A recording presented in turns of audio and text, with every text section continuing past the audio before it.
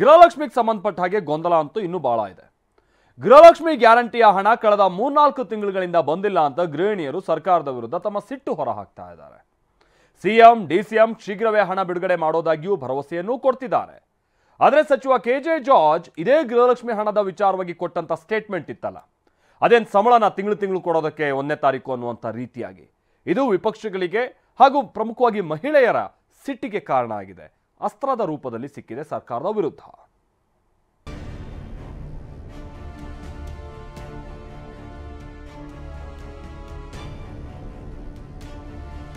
ಗೃಹಲಕ್ಷ್ಮಿ ಹಣ ತಿಂಗಳು ಸಂಬಳ ಅಲ್ಲ ಎಂದ ಜಾರ್ಜ್. ಸಚಿವ ಜಾರ್ಜ್ ಹೇಳಿಕೆ ವಿರುದ್ಧ ವಿಪಕ್ಷಗಳು ಕೆಂಡಾಮಂಡಲ. ಅದೇ ನಾವು ತಿಂಗಳು ಹೋಗ್ತಾ ಇರ್ತದೆ, ಅದು ಕೆಲವರಿಗೆ ಡಿಲೇ ಆಗಿರ್ಬೋದು, ಅದು ಮಿನಿಸ್ಟ್ರಿಗೆ ಗೊತ್ತಿರಬೇಕಂದಿದೆಯಾ, ಅದು ಗೊತ್ತಾದ ಕೂಡಲೇ ಇಮಿಡಿಯೇಟ್ ಆಗಿ ರೆಕ್ಟಿಫೈ ಮಾಡ್ಲಿಕ್ಕೆ ಮಾಡ್ತಾರೆ. ಅದಕ್ಕೆ ಒಂದ್ಸತಿ ಇದೇನು ತಿಂಗಳು ಸಂಬಳ ಟೈಪ್ ಅಲ್ಲಲ್ಲ ಅದು, ಇದೇನು ತಿಂಗಳು ಸಂಬಳ ಟೈಪ್ ಅಲ್ಲಲ್ಲ ಅದು.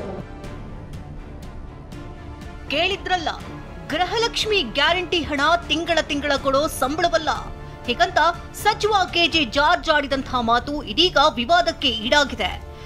ಯಾವ ಕಾಂಗ್ರೆಸ್ ನಾಯಕರು ಪ್ರತಿ ತಿಂಗಳು ಮನೆ ಯಜಮಾನಿಯರ ಖಾತೆಗೆ 2,000 ರೂಪಾಯಿ ಹಾಕ್ತೀವಂತ ಭರವಸೆ ಕೊಟ್ಟಿದ್ದೋ ಅದೇ ನಾಯಕರ ಬಾಯಲ್ಲಿ ಇಂಥ ಮಾತು ಕೇಳಿ ಬರ್ತದೆ.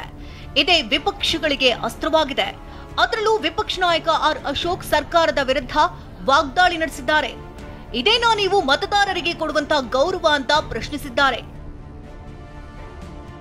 ಸ್ವಾಮಿ ಸಚಿವ ಕೆಜೆ ಜಾರ್ಜ್ ಅವರೇ, ಗೃಹಲಕ್ಷ್ಮಿ ಅನ್ನಭಾಗ್ಯ ಹಣ ತಿಂಗಳ ಸಂಬಳ ಅಲ್ವಲ್ಲ ಅಂತ ಹೇಳಿದಿರಲ್ಲ, ಇದೇನಾ ಮತದಾರರಿಗೆ ನೀವು ಕೊಡುವ ಗೌರವ?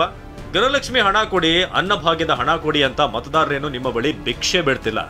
ಈ ಗ್ಯಾರಂಟಿ ಯೋಜನೆಗಳನ್ನ ಪ್ರಾರಂಭಿಸಿ ಅಂತ ಜನತೆ ಕೇಳಿಯೂ ಇರಲಿಲ್ಲ. ನಿಮ್ಮ ಕಾಂಗ್ರೆಸ್ ಪಕ್ಷದ ಅಧಿಕಾರದ ತೆವಲಿಗೆ ಬೇಕಾಬಿಟ್ಟಿ ಗ್ಯಾರಂಟಿ ಯೋಜನೆಗಳನ್ನ ಘೋಷಣೆ ಮಾಡಿ ಈಗ ಮತದಾರರ ಬಗ್ಗೆ ಕೀಳಾಗಿ ಯಾಕೆ ಮಾತಾಡ್ತಿದ್ದೀರಾ?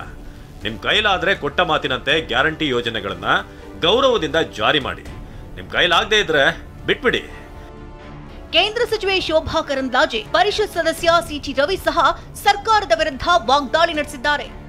ಇವತ್ತು ವಾಪಸ್ ಒಂದ್ಸಾರಿ ಕಾಂಗ್ರೆಸ್ ತಿರುಗಿ ನೋಡಬೇಕು. ಈ ಯಾವುದೇ ಗ್ಯಾರಂಟಿಗಳು ರಾಜ್ಯದ ಜನರನ್ನ ತಲುಪ್ತಾ ಇಲ್ಲ. ಗೃಹಲಕ್ಷ್ಮಿ ಮನೆಯ ಹೆಣ್ಮಗಳಿಗೆ 2,000 ಎಲ್ರಿಗೂ ಕೊಡ್ತೀವಿ ಅಂದ್ರು, ಕೊನೆಗೆ ಯಜಮಾನಿಗೆ ಕೊಟ್ಟರು. ಆದರೆ ಕಳೆದ 3 ತಿಂಗಳಿಂದ ಗೃಹಲಕ್ಷ್ಮಿ ಯಾವುದೇ ಮಹಿಳೆಗೆ ಕರ್ನಾಟಕದಲ್ಲಿ ತಲುಪಿಲ್ಲ. ಈ ಸರ್ಕಾರ ಪಾಪರಾಗಿದೆ. ಗ್ಯಾರಂಟಿಯನ್ನು ಹೆಸರಿಗೆ ಕಳಂಕ ತರೋ ರೀತಿಯಲ್ಲಿ ಸನ್ಮಾನ್ಯ ಸಚಿವರು ಮಾತಾಡಿದ್ದಾರೆ. ಗ್ಯಾರಂಟಿ ಅಂದ್ರೇನು? ಸೂರ್ಯ ಹುಟ್ಟೋದೆಷ್ಟು ಸತ್ಯನೋ ಅಷ್ಟೇ ಸತ್ಯ ನಿಮ್ಮ ಖಾತೆಗೆ ಹಣ ಬರುತ್ತೆ ಅನ್ನೋದು ಗ್ಯಾರಂಟಿ ಅಂತ ಹೇಳ್ತಾರೆ. ಅಂದರೆ ಕಾಂಗ್ರೆಸ್ ಗ್ಯಾರಂಟಿ ದೋಖಾ ಅಂತ ಆಯ್ತಲ್ಲ. ಇನ್ನು ಬಿಜೆಪಿ ರಾಜ್ಯಾಧ್ಯಕ್ಷ ಬಿವೈ ವಿಜಯೇಂದ್ರ ಸಹ ಕಿಡಿಕಾರಿದ್ದಾರೆ. ಗ್ಯಾರಂಟಿಗಳಿಂದ ರೈತರು ಬಡವರು ಸಂತೋಷವಾಗಿದ್ದಾರಂತಾರೆ. ಆದ್ರೆ ಕಂಡು ಕೇಳರಿಯದಂತಹ ಕೆಟ್ಟ ಪರಿಸ್ಥಿತಿಗೆ ರಾಜ್ಯ ತಲುಪಿದೆ ಅಂತ ಬೆಲೆ ಏರಿಕೆಯ ಅಂಕಿಅಂಶಗಳನ್ನ ಮುಂದಿಟ್ಟು ಆರೋಪಿಸಿದ್ದಾರೆ. ರಾಜ್ಯದ ಹಣಕಾಸಿನ ಪರಿಸ್ಥಿತಿ ಬಹಳ ಸುಸ್ಥಿತಿಯಲ್ಲಿದೆ. The financial situation of Karnataka is absolutely fine. Nothing to worry. All is well ಅಂತೇಳಿ ಸಿದ್ದರಾಮಯ್ಯನವರು ಹೇಳ್ತಾರೆ. ಪ್ರತಿ ತಿಂಗಳು ಏನು ತಾವು ಕೊಟ್ಟಂತ ಗ್ಯಾರಂಟಿಗಳು ಭರವಸೆಗಳನ್ನು ಈಡೇರಿಸ್ತೇವೆ ಅಂತೇಳಿ. ಆದರೆ ಇವತ್ತು ಏನಾಗಿದೆ ಪರಿಸ್ಥಿತಿ? ಕಳೆದ 4-5 ತಿಂಗಳುಗಳಿಂದ ಮಹಿಳೆಯರಿಗೆ ಗೃಹಲಕ್ಷ್ಮಿ ಯೋಜನೆ ಹಣ ತಲುಪ್ತಾ ಇಲ್ಲ, 2,000 ರೂಪಾಯಿ. ವಿಪಕ್ಷಗಳ ನಾಯಕರು ಹೀಗೆ ಸರ್ಕಾರದ ವಿರುದ್ಧ ಪ್ರಹಾರ ನಡೆಸುತ್ತಿರುವಾಗಲೇ ಸಚಿವ ಎಂಬಿ ಪಾಟೀಲ್ ಶ್ರೀಮಂತರಿಗೆ ಗ್ಯಾರಂಟಿ ಯೋಜನೆ ಕೊಡಬಾರದು, ಉಳ್ಳವರು ಗ್ಯಾರಂಟಿ ಯೋಜನೆಗಳಿಂದ ಪಡೆಯುವ ಅನುಕೂಲಗಳನ್ನ ತ್ಯಜಿಸಬೇಕು ಎಂದಿದ್ದಾರೆ. ಮತ್ತೊಂದೆಡೆ ಸಚಿವ ತಿಮ್ಮಾಪುರ ಜಾರ್ಜ್ ಹೇಳಿಕೆಯನ್ನ ಸಮರ್ಥಿಸಿಕೊಂಡಿದ್ದಾರೆ. ಇನ್ನು ಪರಿಷತ್ ಸದಸ್ಯ ಯತೀಂದ್ರ ಬಾಕಿ ಹಣವನ್ನ ಒಟ್ಟಿಗೆ ಹಾಕ್ತಾರೆ ಎಂದಿದ್ದಾರೆ. ಸ್ವಾಭಾವಿಕವಾಗಿ ನೋಡಿ, ಒಂದು ಹೇಳ್ತೀನಿ, ಅದು ನನಗೆ ಗೊತ್ತಿಲ್ಲ, ತೆಗೆದು ಹಾಕಬೇಕು ಅಂತ ಚಿಂತನೆ ಆಗಿಲ್ಲ. ಬಟ್ ಒಂದು ಮಾತ್ರ ಹೇಳ್ತೇನೆ, ಶ್ರೀಮಂತರು ತಗೋಬಾರ್ದು.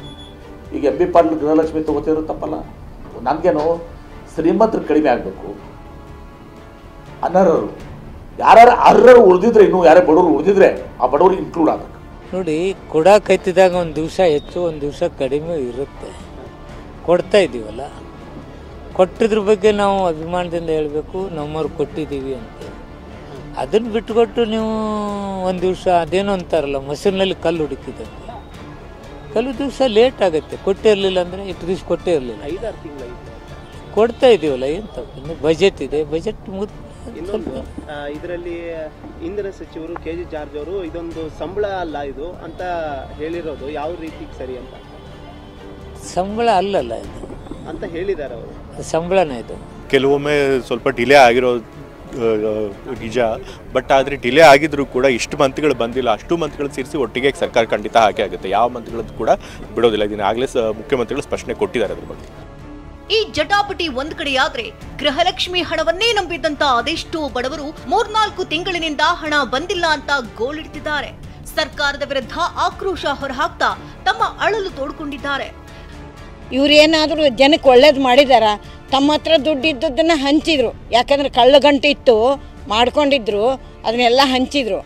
ಈಗ ಗಂಟು ಖಾಲಿ ಆಯ್ತು, ಈಗ ನಿಲ್ಲಿಸಿಬಿಟ್ಟಾರೆ. ಯಾರಿಗಿನ ಇವು ಗೃಹಲಕ್ಷ್ಮಿದು ಬರೋಂಗಿಲ್ಲ, ಸೊಸೈಟಿದು ಬರೋಂಗಿಲ್ಲ, ಈಗ ಅದು ಯಾವುದೂ ಇಲ್ಲ.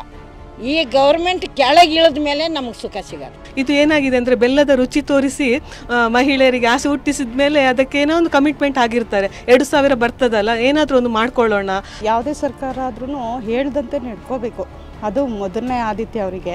ಇವರು ಏಕಾಏಕಿ ಈ ಥರ 3 ತಿಂಗಳು 4 ತಿಂಗಳಿಂದ ನಿಲ್ಲಿಸ್ಬಿಟ್ರೆ ಈಗ ಅದನ್ನೇ ನಂಬ್ಕೊಂಡವ್ರು ಏನು ಮಾಡಬೇಕು?